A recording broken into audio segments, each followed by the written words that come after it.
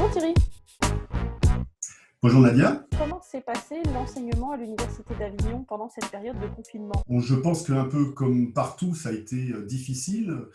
Maintenant, le premier bilan qu'on en sort, c'est que je trouve qu'on s'en est plutôt bien sorti, même si on a beaucoup de leçons à tirer de tout ça. On a basculé la quasi-totalité de nos enseignements à distance de diverses façons. Chaque enseignant a bien évidemment été acteur et décideur de sa méthode et son approche. Comment vous voyez évoluer les modalités d'enseignement à l'université? Pour moi, il y a des leçons à tirer de tout ça pour l'enseignement supérieur à venir.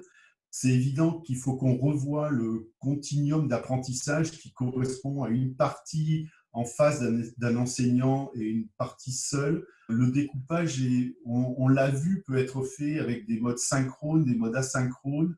Il faudrait peut-être optimiser l'apport pédagogique d'un enseignant qui est plus intéressant dans l'accompagnement de l'apprentissage que dans la transmission de connaissances. La transmission de savoir, maintenant, avec Internet, tout savoir est disponible.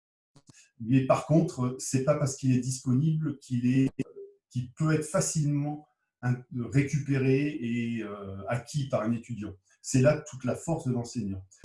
Et concrètement, comment imaginez-vous que ça puisse s'organiser?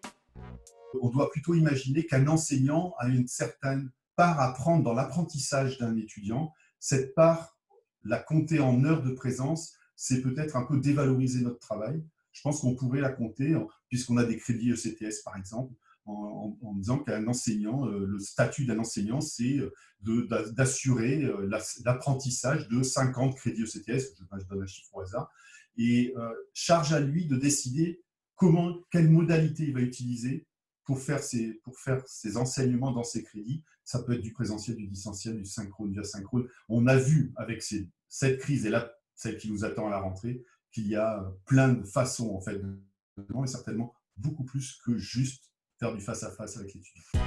Merci beaucoup Thierry. Merci à toi Nadia.